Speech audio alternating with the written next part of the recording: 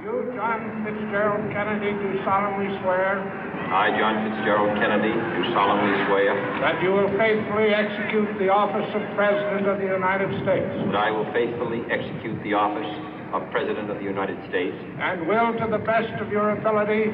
And will, to the best of my ability. Preserve, protect, and defend the Constitution of the United States. Preserve, protect, and defend the Constitution of the United States. So help you God. So help me God.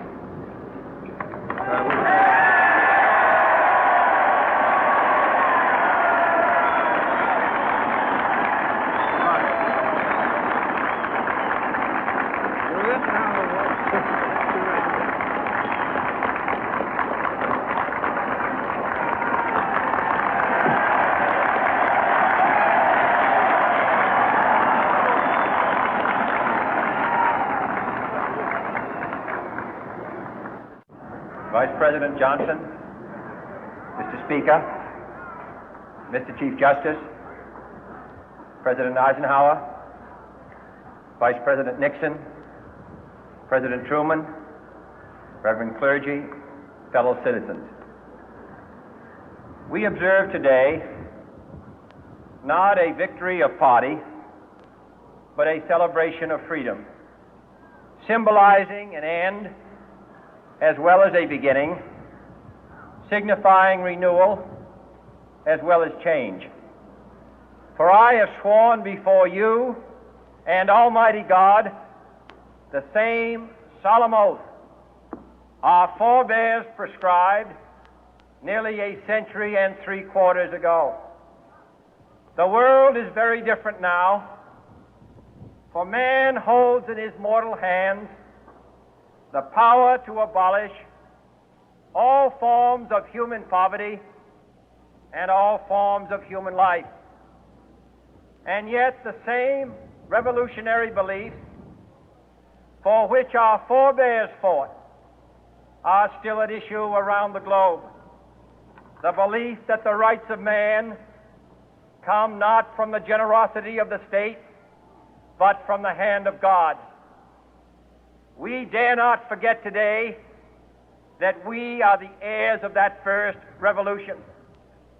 Let the word go forth from this time and place to friend and foe alike that the torch has been passed to a new generation of Americans born in this century, tempered by war, disciplined by a hard and bitter peace, proud of our ancient heritage, and unwilling to witness or permit the slow undoing of those human rights to which this nation has always been committed and to which we are committed today at home and around the world.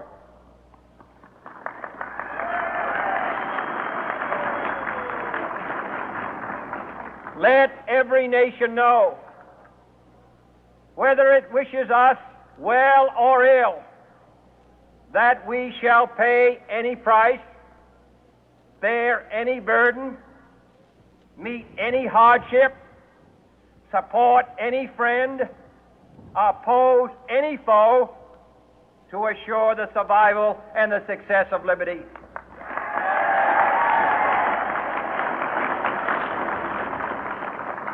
This much we pledge and more.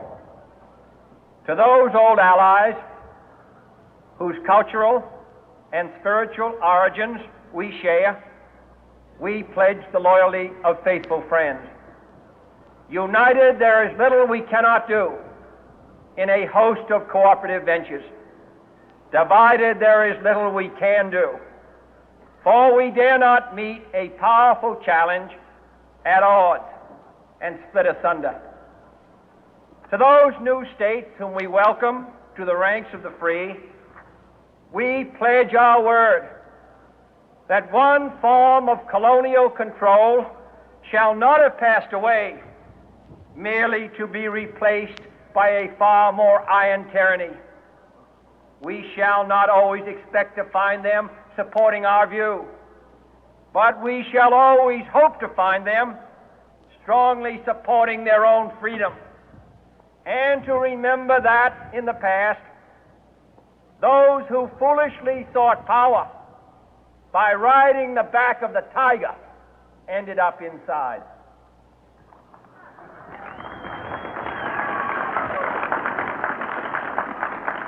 To those people in the huts and villages of half the globe struggling to break the bonds of mass misery, we pledge our best efforts to help them help themselves for whatever period is required, not because the communists may be doing it, not because we seek their votes, but because it is right. If a free society cannot help the many who are poor, it cannot save the few who are rich.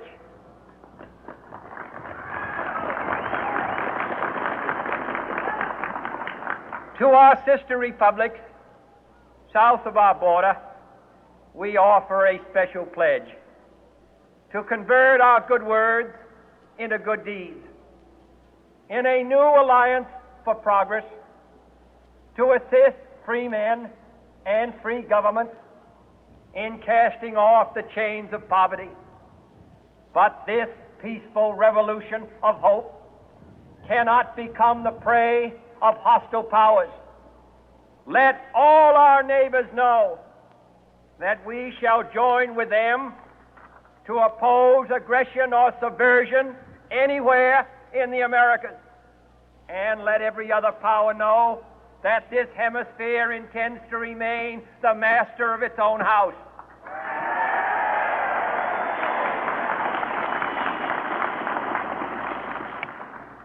To that World Assembly of Sovereign States, the United Nations, our last best hope, in an age where the instruments of war have far outpaced the instruments of peace, we renew our pledge of support to prevent it from becoming merely a forum for invective, to strengthen its shield of the new and the weak, and to enlarge the area in which its writ may run.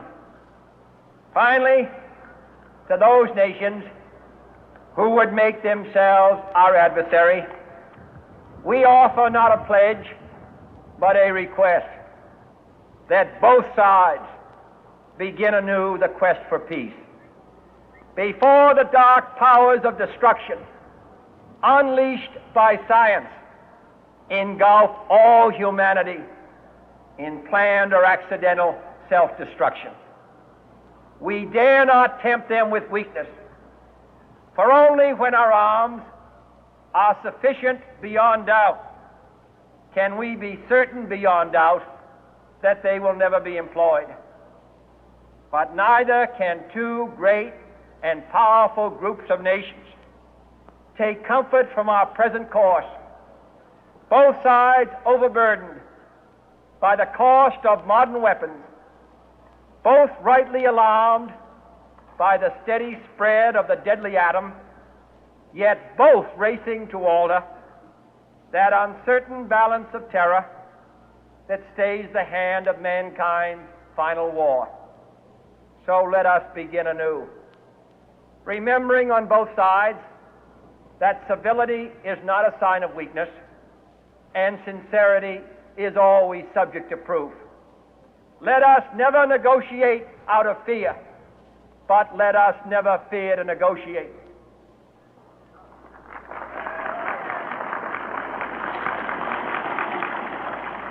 Let both sides explore what problems unite us, instead of belaboring those problems which divide us.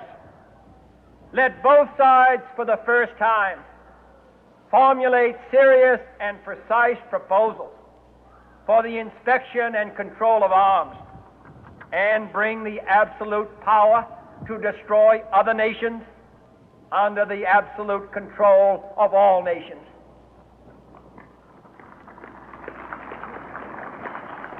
Let both sides seek to invoke the wonders of science instead of its terrors. Together, let us explore the stars, conquer the deserts, eradicate disease, tap the ocean depth, and encourage the arts and commerce. Let both sides unite to heed in all corners of the earth the command of Isaiah to undo the heavy burden and let the oppressed go free. And if a beachhead of cooperation may push back the jungle of suspicion, let both sides join in creating